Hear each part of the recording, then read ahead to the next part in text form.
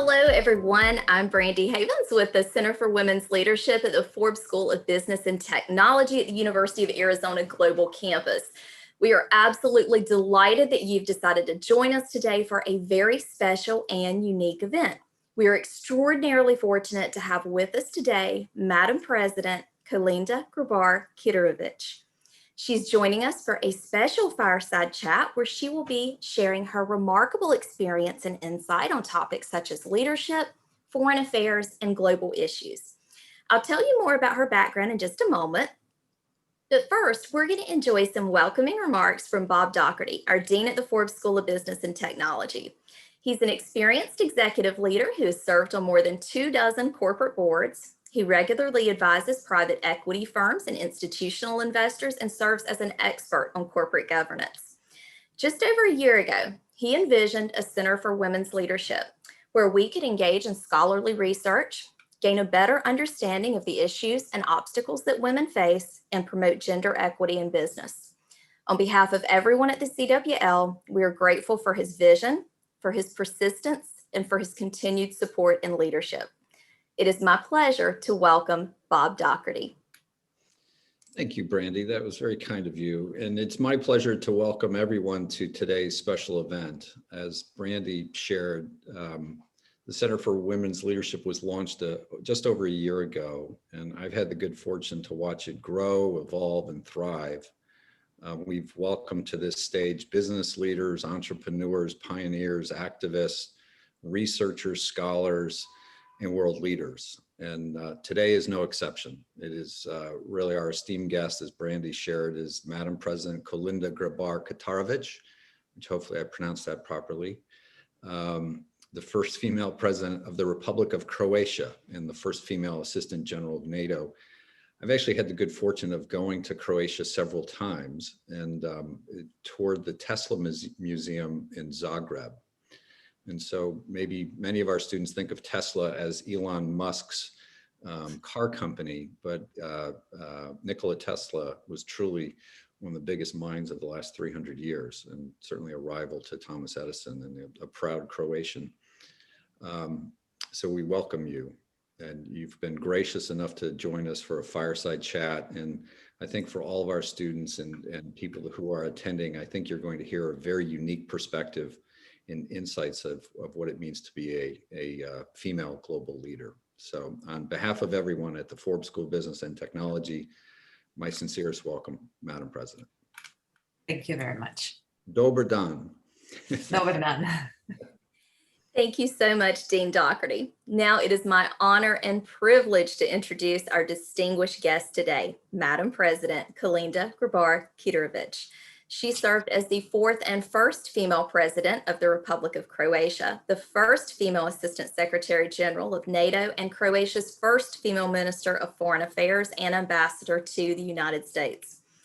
She's an experienced politician, national and international diplomat with expertise in geopolitical studies, transatlantic relationships, interfaith and intercultural relations, European and Eurasian studies, relations with Russia, gender issues, and global security issues. She is the recipient of the Fulbright Lifetime Achievement Award, countless national and international awards, decorations, honorary doctorates, and honorary citizenships. In 2017, Forbes magazine recognized her as the 39th most powerful woman in the world. We are honored to have her with us today. Moderating the interview with Madam President Grabar-Kitarovich will be Dr. Maya Zilic, Fulbright Specialist, full Professor, and Department Chair of the Advanced Management Studies at the Forbes School of Business and Technology. She's a global dialogue partner at NAFSA, the world's largest nonprofit association dedicated to international education, and serves on the Board of Advisors of the International Fellowship Program in Arbitration and Scientific Assessment. She's co-author of the popular book, The Power of Perception, recipient of the Amity Academy Excellence Award, and was recently named in the top 200 leaders to follow by PeopleHum. Dr. Zilic, I will turn it over to you. Thank you so much, Brandy, and Madam President, thank you again for agreeing to this fireside chat. We're going to go ahead and get started with our first set of questions.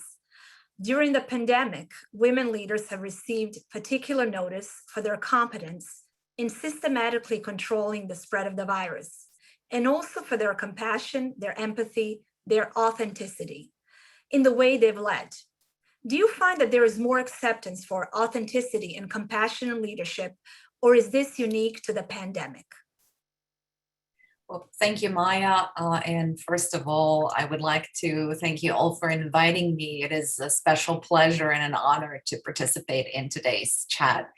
I would like to welcome you all who have joined and who are watching this event, and hopefully we will have a conversation later that will go in the direction where all of you want to see. So to respond to your question, Maya, I've seen this trend even before the pandemic, that people demand more authenticity and compassion from leaders, that they demand more personal leadership styles. For instance, when I was president, I used to spend a lot of time with people. I actually moved my office to different counties in Croatia for a few days throughout the presidency. A few days at a time. And I would attend a lot of events and would have a lot of social gatherings with people. And I noted that there were positive reactions when you spend time with people. Sometimes they don't even expect you to solve their problems. They're aware of your limited executive power in particular. They just expect you to listen to them, to be able to shake your hand. And sometimes they're so overly excited that they remain speechless. But I think this is the duty of all of us who hold public office, to really spend time with the constituency. And it does help everyone to sort of be firmly grounded and to hear the real stories and not just those that our assistants and advisors or even the media point to us. And this was for me especially evident with the young, with preschools and elementary schools. Whenever I visited, I felt like a rock star. Everyone wanted an autograph and everybody wanted to talk to me.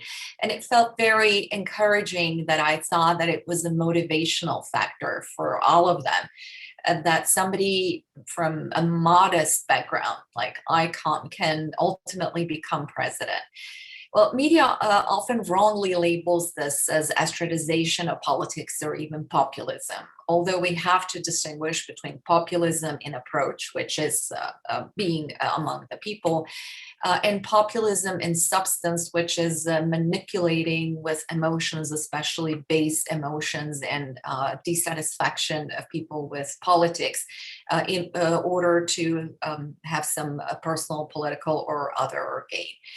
And to prove the point that people are looking for more authenticity and compassion from leaders, not just during the pandemic, but in the past years, is I think Pope Francis. He's a very clear example of how doing these small but very human gestures can contribute to people feeling much closer to everyone. Because politicians, unfortunately, have distanced themselves and they have been perceived as elites or establishments.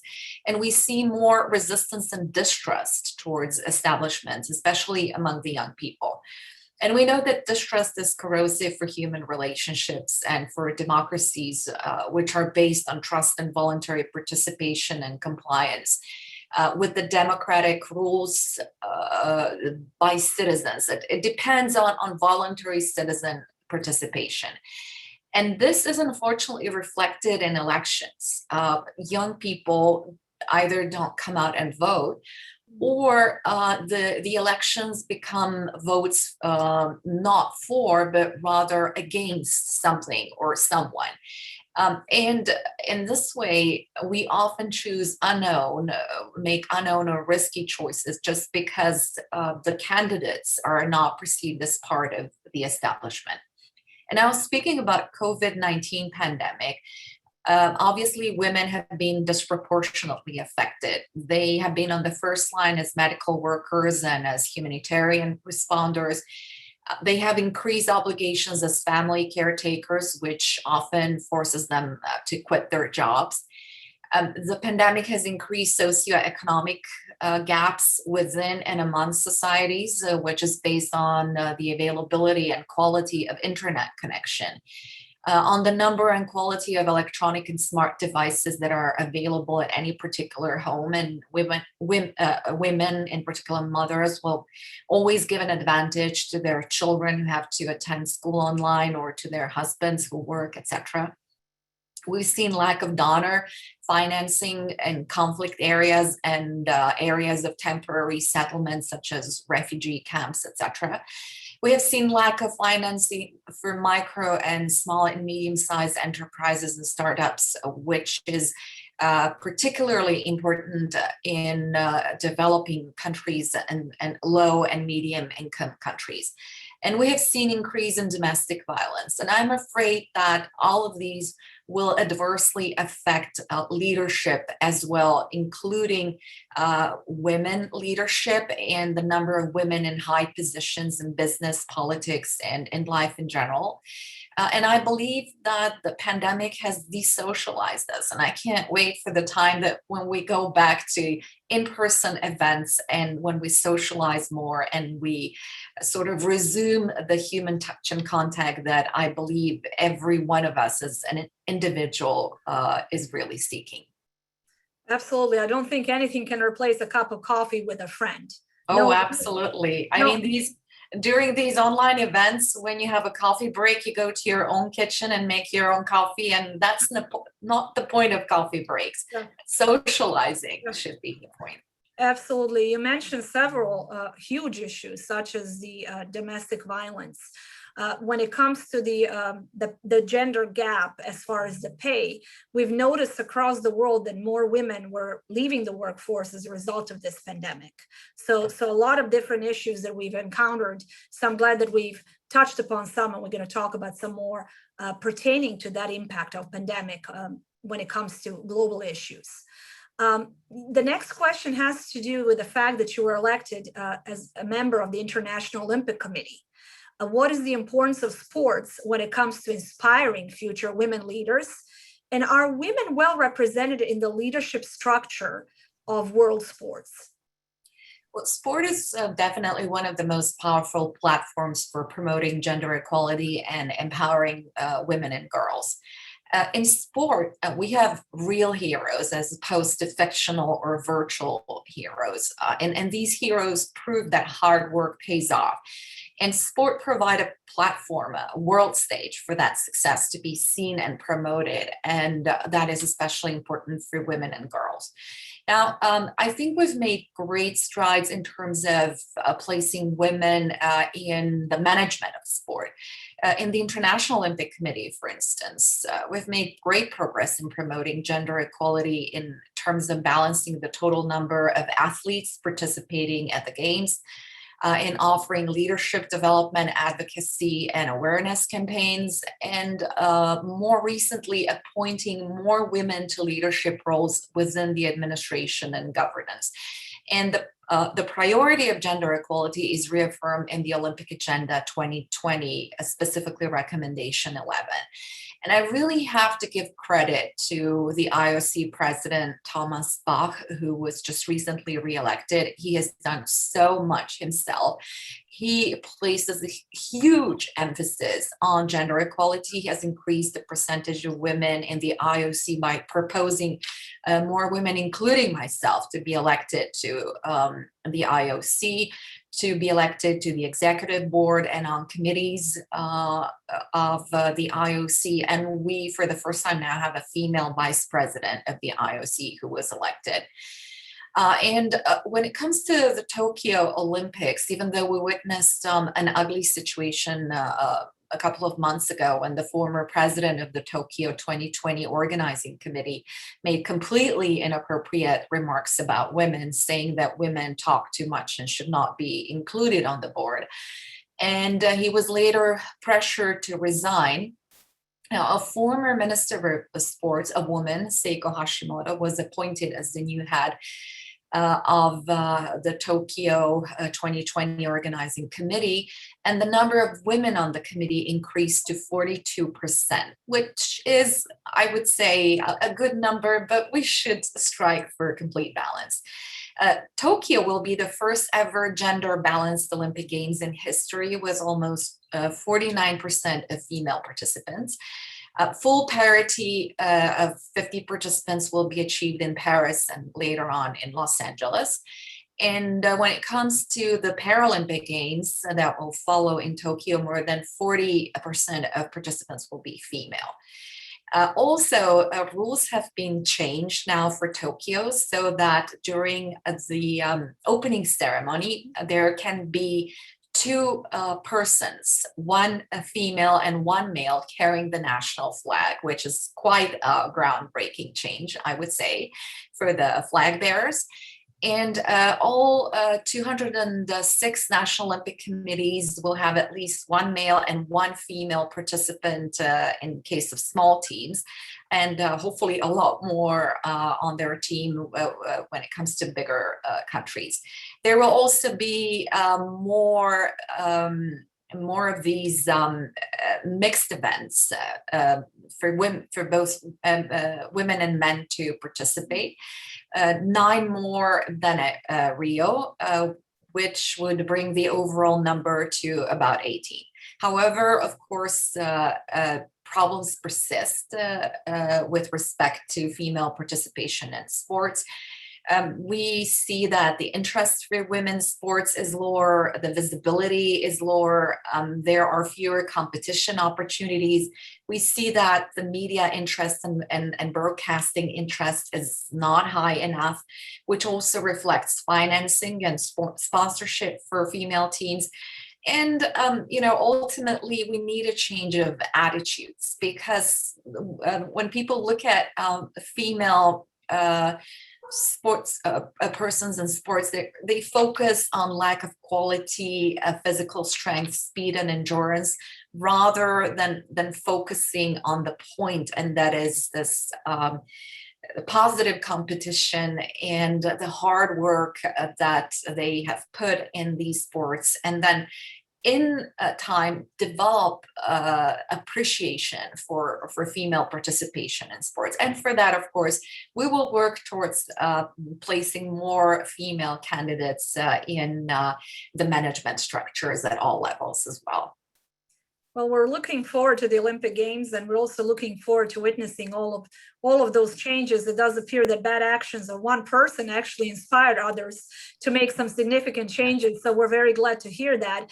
We will be hosting one session that has to do with motivation in sports, because there is a correlation between sports and the future leadership traits and leadership qualities. So it is very important not only to have women participating for the sake of participating, but also developing their future leadership qualities. So that is a terrific thing to definitely look into.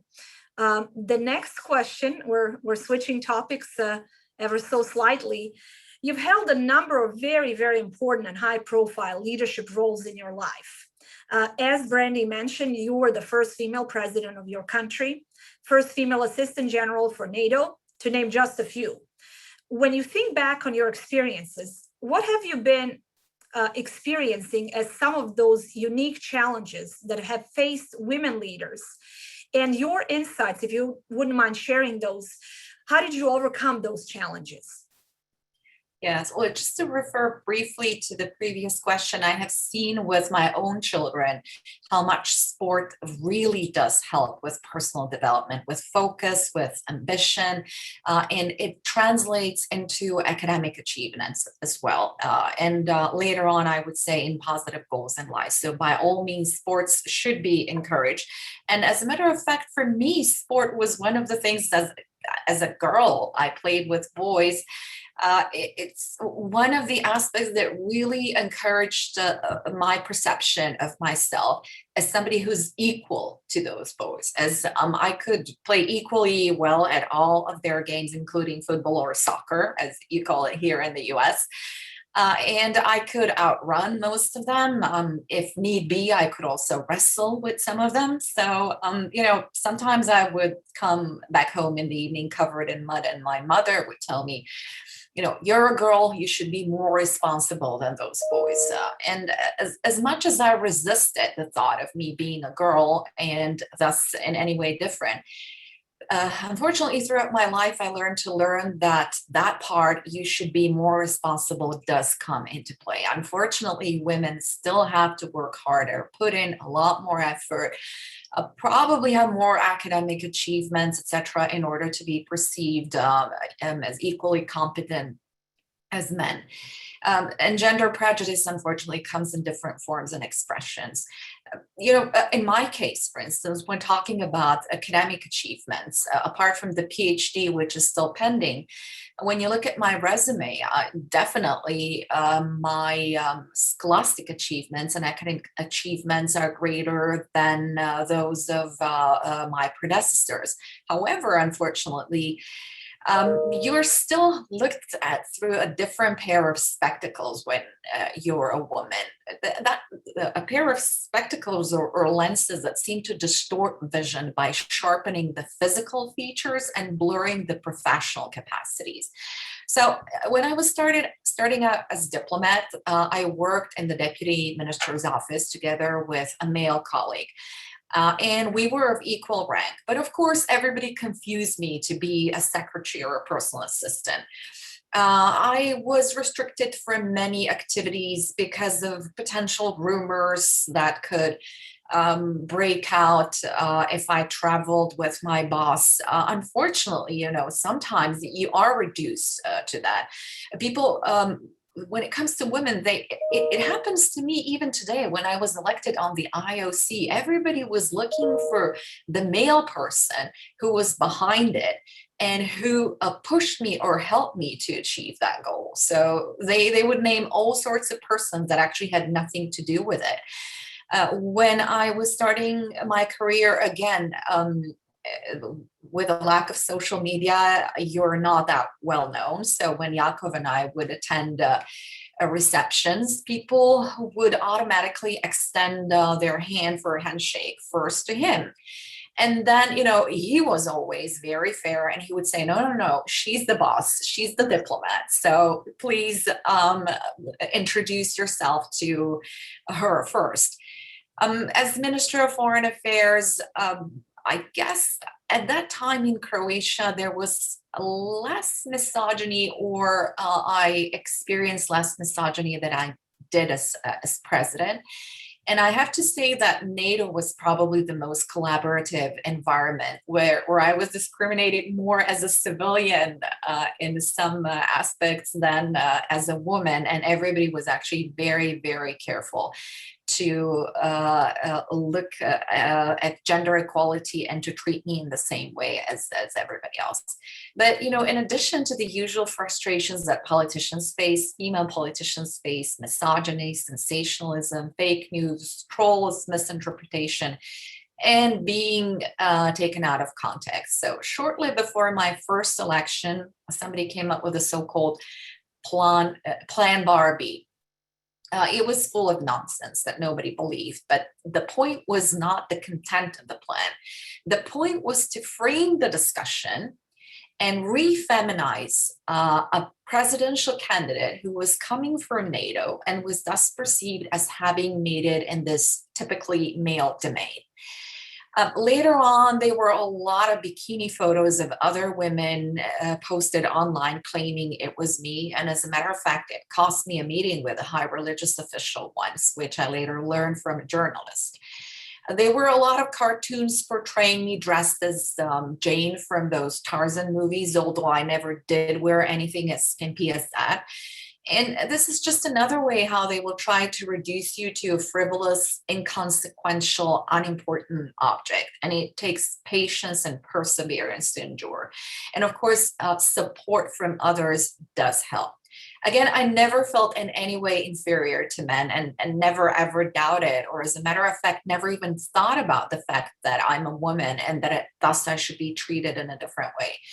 However, I have acquired and always felt this moral obligation that's as sort of a trailblazer myself, and having navigated so many glass labyrinths and pushed up so many glass ceilings, I had a duty to use my personal and positional power to pursue and promote gender equality. So it has always been both a major policy component of my position, of any position that I held. Although women have to tread carefully that line in order not to be perceived as aggressively pursuing a self-serving principle or a self-serving agenda and finding excuses why we shouldn't be criticized in a public, but it has also always been a matter of activism and advocacy for me. So I translated that into many policy actions in all of my capacities, and in particular helping the women from Afghanistan and Iraq to be involved in the peace process. As we know, it has been statistically proven that when women are involved, the peace process is much more of a chance to succeed. Then economic empowerment of women. We know that the more we achieve economic parity, the greater the gain will be for the whole community, for the whole nation, for the whole country. It's something that we all need to continue to take action with, and that benefits everyone. And of course, men have to be included in the process, because in many environments, there's still the decision, those who take the decisions. So all I can say to all of you: encourage, support, mentor, and most of all, recognize other women's achievements and point them out to others, because sometimes, unfortunately, we can be each other's worst enemies. And we need to overcome any personal feelings and really make it possible for our daughters and everybody else to have a much easier time than we have ever had. Well, there were so many great things that you just shared with us, and thank you so much for shattering many of those glass ceilings on behalf of all of us. One of the things that a few years ago I was attending the Forbes Women's Summit, and they were talking about how many women leaders were encountering more issues from their female counterparts. So yes. I love the fact that you ended with that, where we have to be mindful of that and support each other. And another thing, we also, I firmly believe we should not suppress our femininity. We should not suppress some of those things that make us beautiful and make us very unique. Because it does appear that there was a lot of research where a female leader and a male leader, they were saying the same things. Their body language was even the same. And back to your point, a male was perceived as strong, a female was perceived as too aggressive. So there's a lot of biases out there that we're all collectively have to work on. So thank you for many of the points that you mentioned and shared with our audience members. Next topic is a topic of climate change. In a speech given at the UN, you stated that climate change is a powerful weapon of mass destruction, and you were engaged in several very, very important climate change initiatives in the span of your career. The research has shown that women in developing countries in particular are disproportionately impacted by the climate change. And this week, as we celebrate the Earth Day, can you please share your opinions and your solutions with our audience pertaining to climate change and its impact? Absolutely. Climate change is a huge challenge in itself, and it's the cause of many challenges of the 21st century. Entire countries and islands will soon disappear from the face of the earth if we don't do something. Climate change will spur migration flows to about 200 million people in the future, etc. And the pandemic has actually made it quite clear. We've seen that due to decreased economic activity in some parts of the world, people could suddenly see the mountains in the distance that they could not have seen for years or decades. They could suddenly see stars in the sky. And yes, climate change does affect women, in particular in underdeveloped countries, in disproportionate ways, from having to carry water for miles because of droughts, to being exposed to poisonous fumes from burning not only fossil fuel, but whatever is available to make a fire for cooking, including plastics and other material. So we need mitigation and adaptation measures at all levels, from individual to local community to governments to the global community.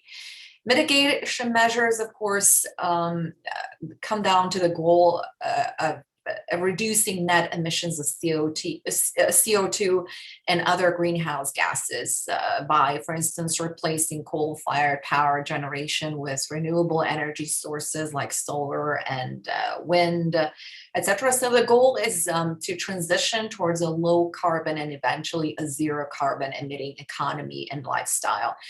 I very much welcome the return of the United States to the Paris Climate Treaty. In this respect, I think it's a huge, not just symbolic gesture, but I hope that it will be followed by concrete measures. There are other measures that we can take, such as reducing deforestation and working on reforestation, planting more trees, for instance. We can all plant a tree in our yard if we have it. Then there are adaptation measures to adapt to the already changing climate circumstances, such as adjusting and planning housing in our living spaces to respond to hotter weather or more rainfall, or conversely drought. So designing cities to stay cooler using natural ventilation and colors and materials that will reflect sunlight to create more green spaces, including parks and green roofs. As I know, I am particularly sensitive about oceans and about the Adriatic Sea, and working towards removing plastics.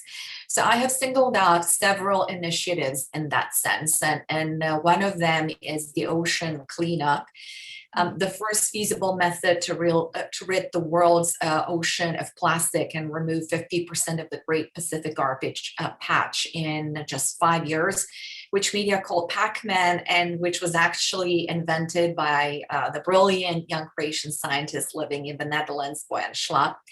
I also told the story about Zlarin, one of the 1,246 Croatian islands, inhabited by around 300 people who actually started this initiative, Take a Break from Plastic, and have become a symbol of cleaning up not just their own island, but setting an example of how we should start these citizens initiatives to help our planet.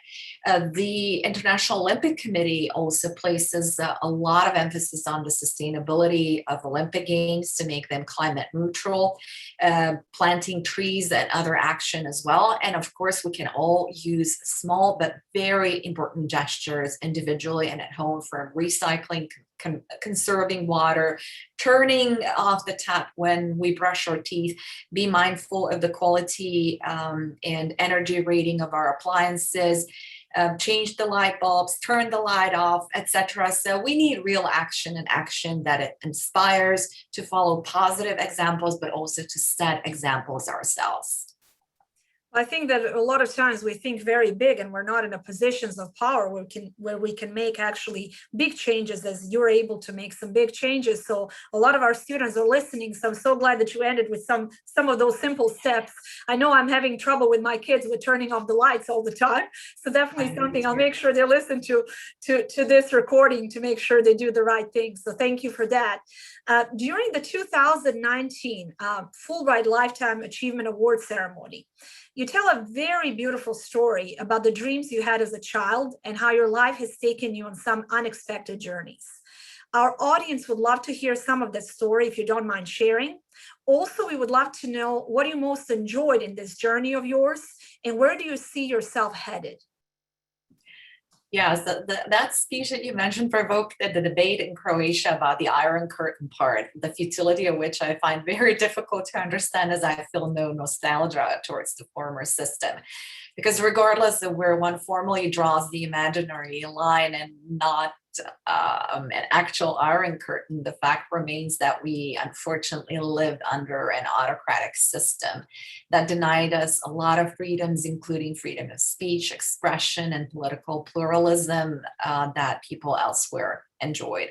So I recalled my experiences when, as a child, I would lie down on the ground in the evening, and I used to watch the sky and the flickering stars, but also the lights of the aircraft in the sky. And I used to dream about other places in which people enjoy the freedom and choice, the freedom of choice, the freedom of speech, that they could freely express their opinion. And I started working towards achieving that. I first went to Los Alamos as an exchange student, and I learned a great deal. It was one of the most important formative experiences in my life. I learned about individual rights, but also individual responsibilities. So when I came back to the former Yugoslavia, I was dissatisfied with everything: the chaos, the disorder, the corruption, the lack of rules or personal interpretation of rules, laws, etc. And also there were other opportunities, for instance, being a Fulbright scholar on pre-doctoral research in international relations and security policy at the George Washington University. But during my work, I mentioned my initiatives for gender equality and for promoting education. And so traveling to Afghanistan, for instance, has been also a life-changing experience. Although I grew up or matured rather through war in Croatia, I was in my early 20s when the war broke out. So it obviously marked my youth, and we sort of lived a lot faster than in other parts of the world. Nevertheless, Afghanistan was it really opened my eyes how much we can do as individuals with, for instance, the virtual Silk Afghanistan project. We introduced broadband internet to more than 20 universities. We were empowering women by employing companies who employ about 50% of women to install those internet facilities. We made it possible for women to be able to work online and to prove to their families that they can earn an income. And that created a snowball effect, that women started working for women to buy equipment and to make it possible for them to participate in these economic activities. And I hope that we do preserve those gains, because it really gives you a sense of purpose, that you're making a true difference in somebody else's life, just as someone else had made a difference in your own. But also through those experiences, I learned that we ourselves can be prejudiced, that we can harbor prejudices, that sometimes we're not aware. So we need to recognize them and deal with them.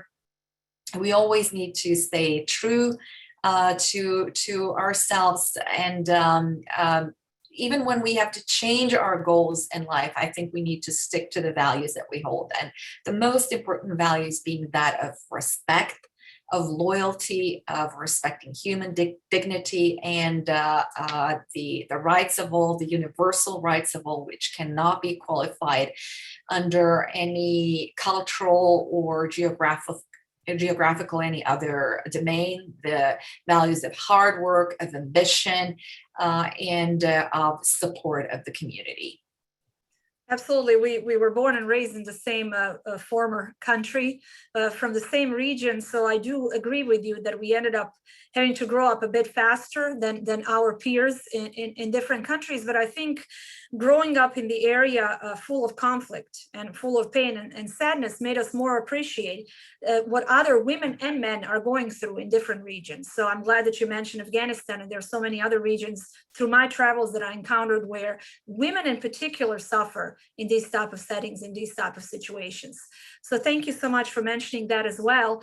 We have so many questions. Facebook Live is on fire. I'm looking at the chat pod, so I'm going to turn it over to our Jenny Walker, the chair of CWL, and she will engage you with some of the questions from our audience members. Hello, thank you so much for this lively conversation. I've really enjoyed listening and learning, and our audience has been sending in quite a few great questions. This first one is asking about global competitiveness and asking what is stopping mobilization of entrepreneurialism and upskilling of frontline institutions and economic development agencies to stand up global age standards? It's a big question. It is. It is a big question. I mentioned when responding to the first question, I mentioned the effects of COVID. I think that will have changed our lives forever, not just in the way that we communicate over Zoom, etc., but in the many aspects that I mentioned, and that is primarily the lack of financing for women to be able to achieve that economic empowerment, either through startups or through any other kind of micro or medium, small, medium, or even large size businesses. And I think that international organizations and institutions have to do a lot in that respect. I mean, looking at everyone from the International Monetary Fund to the World Bank to G7, to smaller organizations who dedicate themselves to helping angel investors or startup businesses, we need to start investing more. First of all, I think what's of crucial importance, the first step is to stop the pandemic. And unfortunately, through the pandemic, we have seen development of COVID nationalism, vaccine nationalism, etc. And we need to be aware of the fact that until most of the world is vaccinated, we're not protected in those countries who have currently access to vaccine. So to provide vaccines and to provide funding for vaccination in low and medium income countries, in order for people to be able to get out and to spur economic development, because our own economic gain and economic growth will depend on the growth of our partners as well.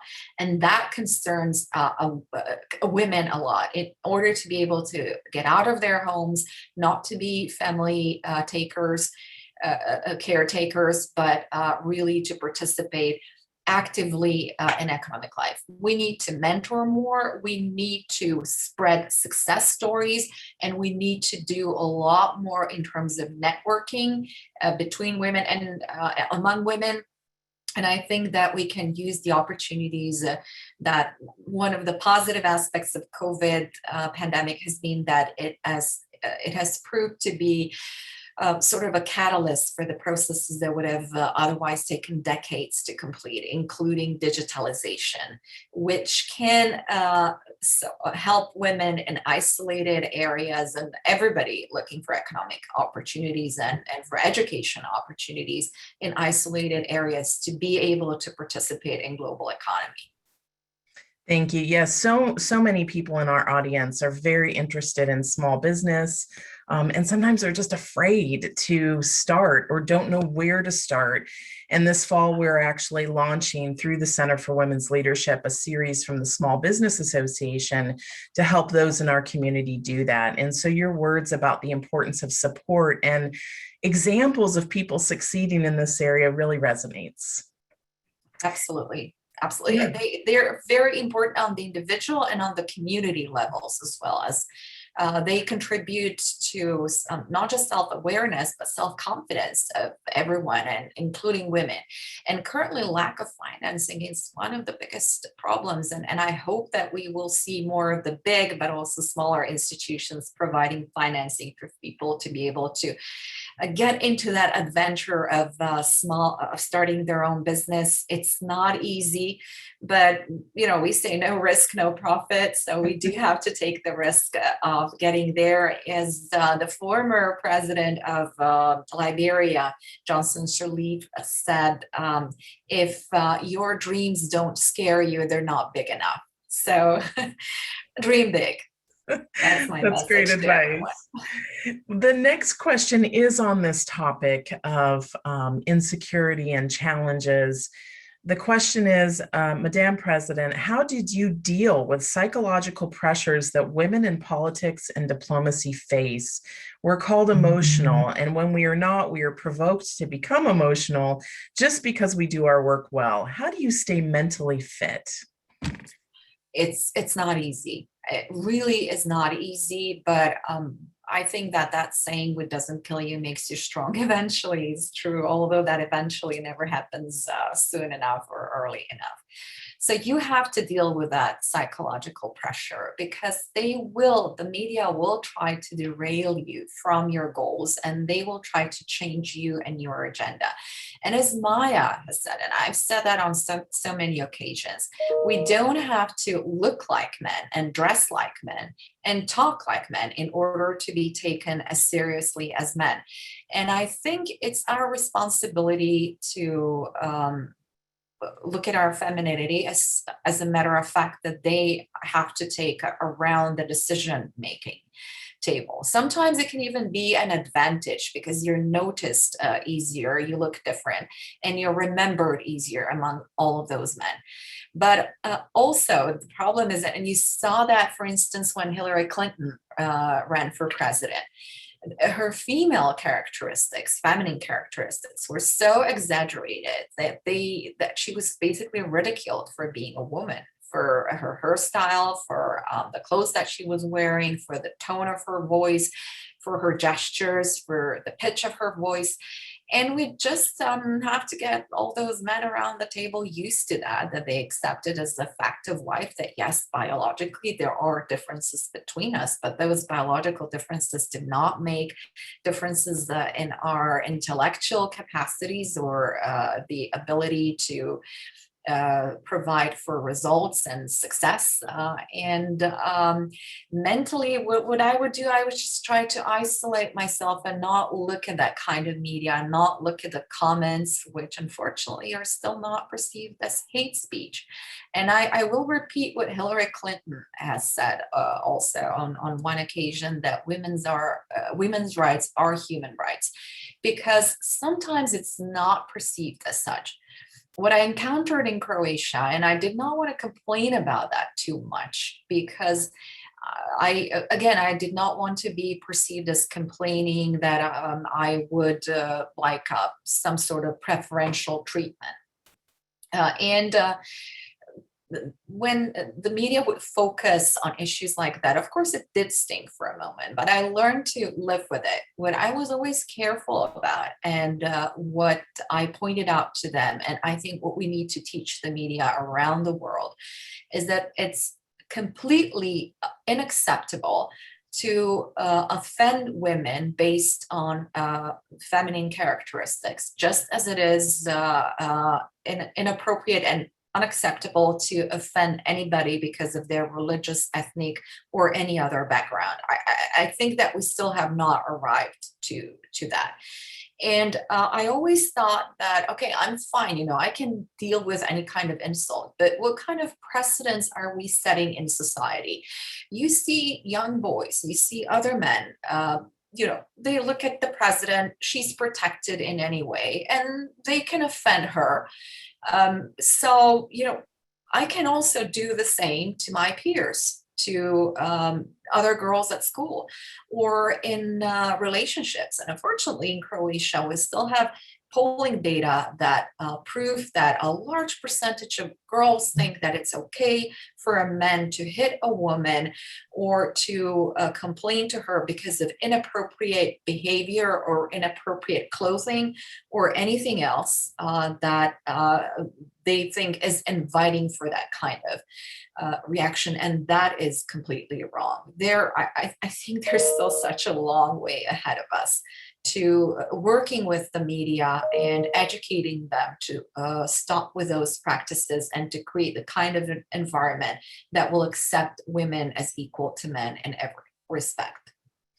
Yes, I really appreciate your suggestion to really find support systems for this mental fitness that this person's asking about. And that's something that, even us on the board at Center for Women's Leadership have really enjoyed, is just having a community of support and really growing that community out through all of University of Arizona Global Campus, because it is tough. Those comments sting. It's very difficult. The next question is another challenging one. How do you reach a level of success in the workplace when your male manager cuts down your ideas and steals them? It happens a lot, as a matter of fact. And I always say that in your life, when it comes to your formative experiences, you appreciate and you love best those people who love most those people who were good to you. But I think that you learn most from bad managers and bad bosses. And that was the case for me as well, as when you decide I'm never going to do that to other people.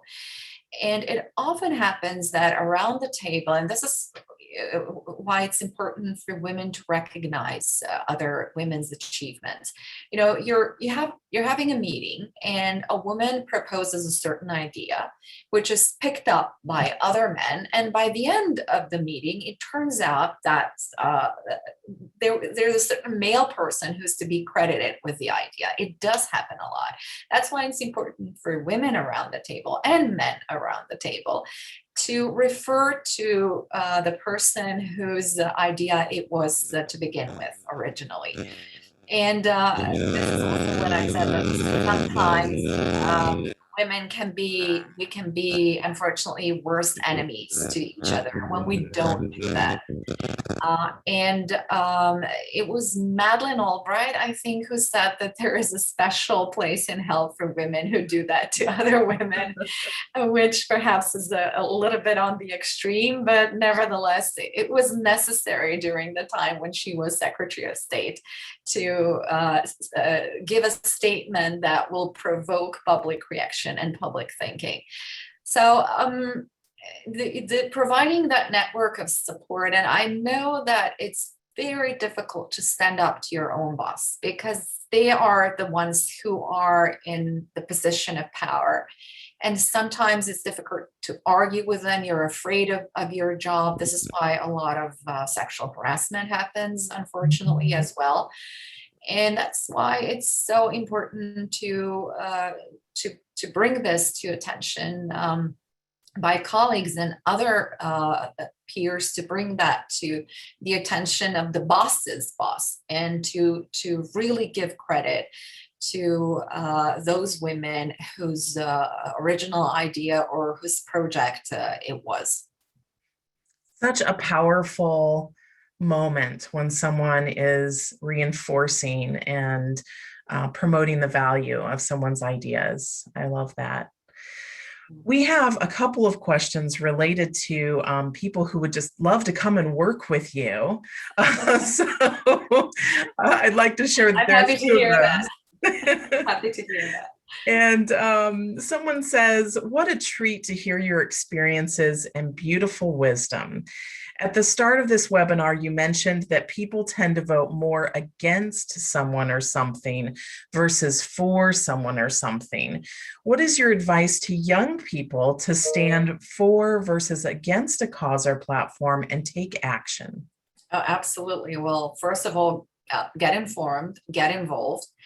I think it's one of the problems that we have in Croatia with the school system, that we do need to introduce the kind of civic education that informs about the rights and the responsibilities of citizens without going into any ideological aspects. So to be very objective and very informative about what is expected of citizens and what citizens can do in order to change the situation. And of course, elections is always the biggest opportunity that we have as a citizen to determine our own future with respect to who will govern our country and what kind of program they have.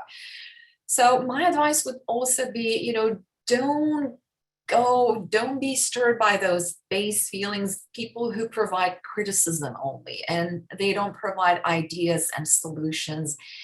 Look at the program closely and see where you can see yourself, where you recognize yourself and your needs, your wants, and your wishes for your country and your own future. And certainly do become engaged. It doesn't have to be in politics. It can be activism of any kind, advocacy of any issues, from human rights to the protection of the environment to animal rights. to promotion of education or any other values, there's always a niche that you can find yourself. And as a matter of fact, I believe it is the responsibility of all of us to go well beyond the constraints of our political positions or any type of job that we do, and to be socially engaged and active and to put pressure, because when you put pressure on governments regarding certain issues, they will start delivering. If you ignore it, if you just participate in those anonymous commentaries underneath articles, or just pertain or belong to certain isolated Facebook or any other social media groups, you're not going to be changing a lot. Everybody needs to be involved in the mainstream society. And do remember always that you have the right to be heard as well, and that your opinion matters.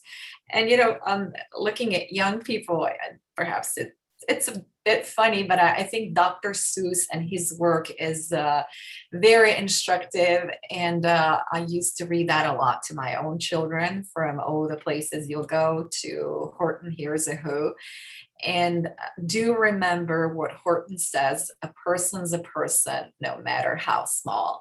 So start engaging in community activities from the earliest age possible. This is wonderful wisdom to leave us on this note this afternoon. And I thank you so much for responding to our audience questions. There are many, many more we didn't get to. And I appreciate all of the questions that you all put in the chat, and the opportunity to dialogue with you. But it is time to turn it back to our hosts. Thank you so much, Madam President. This was such an inspirational conversation. Hvala vam lijepo. And wow. I would like to turn this over to Brandy now to wrap it up. Thank you so much, Dr. Zilahich and Dr. Walker. But most of all, thank you, Madam President, for taking the time to join us today and for sharing your words of wisdom with our audience. Today has been absolutely amazing. Now, it is my pleasure to announce a very exciting new opportunity with the CWL. This is something brand new, and we are very excited about it. Coming later this year, the Center for Women's Leadership is pleased to co-offer Power in Parity, an online leadership program developed by the University of Arizona's Eller Executive Education for Professional Women and Men, committed to address the corporate leadership gender gap. We are gathering an interest list now, as we know this dynamic experience is going to be of huge interest to our audience. During this program, you'll explore the power women bring to organizations, what is needed to thrive and foster positive experience for all. This program is innovative, offering a new model of evolutionary leadership. Participants will enjoy the dynamic activities that allow them to retreat, regroup, and recharge. So if you are interested in joining our interest list for this new initiative or want to learn more, please email us at cwl@uagc.edu. We look forward to seeing you there. To our audience today, thank you for being here. I know you're taking away some valuable knowledge and expertise, and I hope that you'll use it to promote change and positivity in your own organizations. If you're not already a member of the CWL, be sure to head over to our website and join today. Remember, membership is absolutely free. You'll be the first to gain access to valuable new resources and exciting upcoming events. Have a wonderful day.